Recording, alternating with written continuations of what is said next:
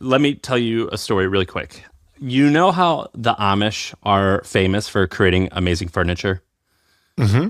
I wanted to buy like a bed for my kid, and I wanted like an heirloom quality bed where I was like, man, I wish I had my bed from when I was a kid, my crib from when I was a kid. How cool would it be to give my daughter a bed that I can, reuse for all of our kids, and eventually one of them can let their kids do it. So my grandkids have my bed. So I was looking up Amish furniture, and I came across this website randomly because I got interested in the Amish like craftsmanship. Now, this website, it's a dysbuilders.com. I think they make homes. Scroll all the way to the bottom where it says contact and read to me the email address that you see. DYbuilders at ibyfax.com. Okay. So I noticed, this is just one example because it was easy to see, but I noticed on many of these Amish websites, when I was looking at how to like place an order, I had to email like, Amish furniture at ibyfax.com. There was all these really weird URLs that I had to email to fax, and I got really curious. So I want you to go to ibyfax.com. It says send and receive emails with your fax machine. So I was seeing this and I got a tip from one of our listeners, Andy Allen, and he emailed me this, and it was just all coincidence that like 6 months prior, I was like wondering what this was.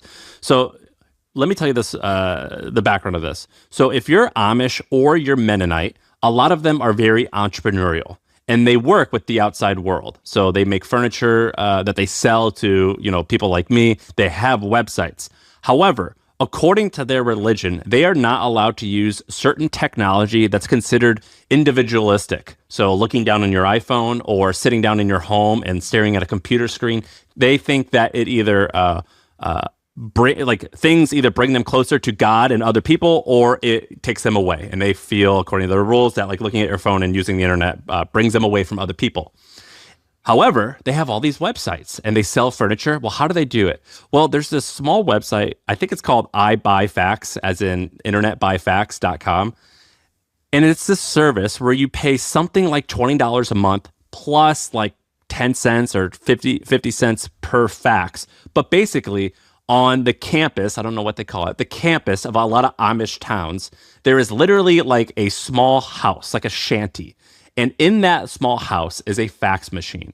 And if you're an Amish guy running a website and you want to see how your orders are doing, or somebody emails you and they're asking a question about a bed frame and like, can you do this or can you do that? They go to this fax machine and this phone they have in their small box, which I have a photo of, by the way, in our document. But it's like literally a tiny, tiny little What?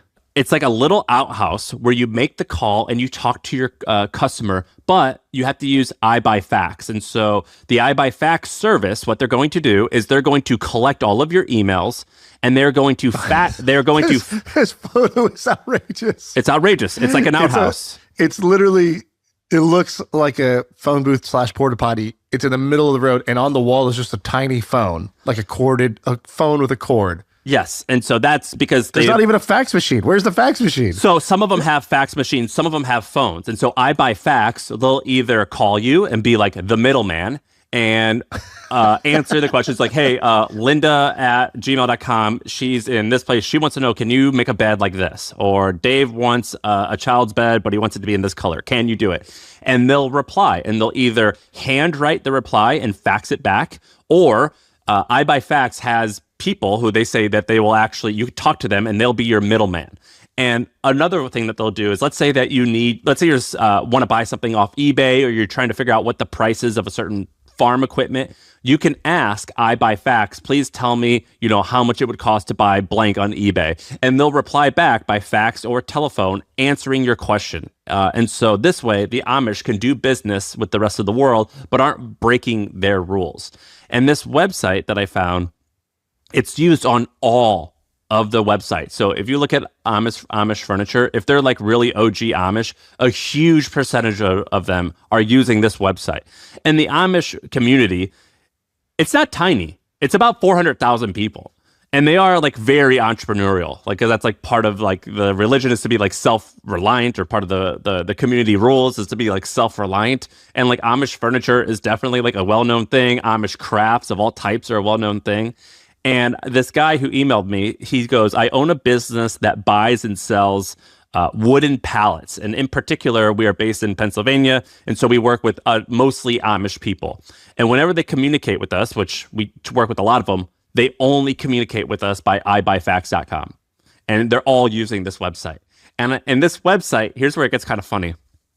I looked on LinkedIn. I can't find too much about any of the background on it. And I'm not going to blow this guy's spot up too much, so I'll only say his first name. The owner, his first name's Jamal.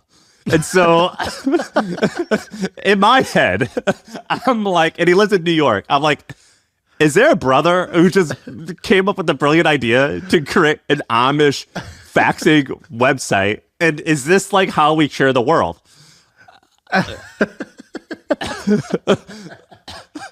I swear to God, that's his first name. So is he Amish or no when you found him? No, he lives in New York. No, he lives in New York, and his first name's Jamal. I can't find a photo of him, but like, I don't think he is, because the Amish can't work websites. So like, you have to be like an ally. You know what I'm saying? But you can't be part of the community. This is great. That is so funny. Be like Jamal is like the new like slogan. Like, find the opportunity. Be like Jamal. What? By the way, why don't people like? Could you just basically go buy a bunch of? Could you work with the Amish by fax and just be like, cool, I'm going to buy furniture from you. But you run a website. So you run a website. When somebody comes, places an order with you, and your website says made by the Amish. Amish made furniture, the handcrafted Amish furniture, finest Amish fine goods, whatever. And then when somebody places an order with you, you just fax these guys and sell. Like, could you just be a layer on top selling for them? So or do they say no to that? Well, first of all, I think that like there is some fraud there of like, yeah, we're Amish, like, you know, and they're not. They're not. Right. No, but I'm saying you really do buy it from them. Yeah, I think that I think, and they call those people, I think the slang that they use is English. So like they have an English guy, an English guy, meaning that's like their straight man, their front man who like can work with the world. And we trust him, you know, he's an outsider, but like he's had our back for decades. So we trust him. I guess that's Jamal in this case, but you can have other you're like a dealer. Yeah, you can have like, and they have like a name for that, which is like, they call it English, but it's like, yeah, it's a well-known thing that this is our person who's got our back and we give him a cut. On this doc, it says AWS for the Amish. What is that? Do you like that? That's just a little, I was workshopping. Yeah. That is funny. Yeah, I was workshopping. What do you think about that? That's good. I like that. This is a pretty nifty website. And if you go to Similar Web and look at and guess their traffic, it's not nothing. Yeah, 400,000 Amish people. Let's just assume for a second that of the entrepreneurial Amish people, a very high percentage of them are going to need to use a service like this, right? So if you say that even 5% of Amish people are entrepreneurial of the Amish population, but maybe it's a little high. Let's say this 20,000 people. I think you could pretty easily get to some version where you have 5,000 customers paying this thing, $20 a month. That's a $1 million business. It's a $1.2 million for sure. business. That's the exact math that I had. I said 1 to 1.2 million a year, and I'm pretty sure it's just this guy. Jamal is the only guy running it. I think his name could have been Javal, Javal, but like it was some name. Do you think Jamal does he have trouble sleeping because he just laughs himself to sleep every night thinking about what his career is? He's like, I just can't believe it. I'm just tickled. I just can't believe that this is what I did, and I'm a millionaire. This is called providing value. This is it. Oh, it's for sure. And I just know that these Amish guys, they're not exactly known for, being open to change. So once you get a customer, like you're with them, like they measure churn, not like in terms of like percentages per year, but it's like per generation, because this is absolutely something that is going to be passed on from generation to generation. And the website looks like it was launched like Web 1.0. Yeah, there's like 7 sentences on the site. All right, a few episodes ago, I talked about something and I got thousands of messages asking me to go deeper and to explain. And that's what I'm about to do. So I told you guys how I use ChatGPT as a life coach or a thought partner.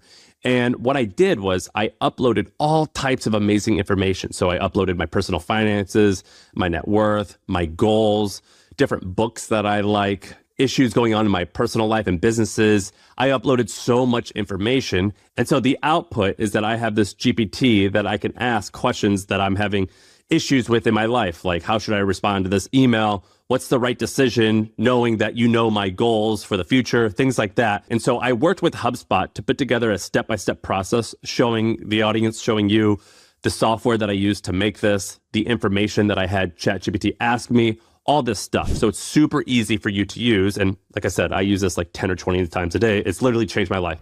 And so if you want that, it's free. There's a link below. Just click it, enter your email, and we will send you everything you need to know to set this up in just about 20 minutes. And I'll show you how I use it, again, 10 to 20 times a day.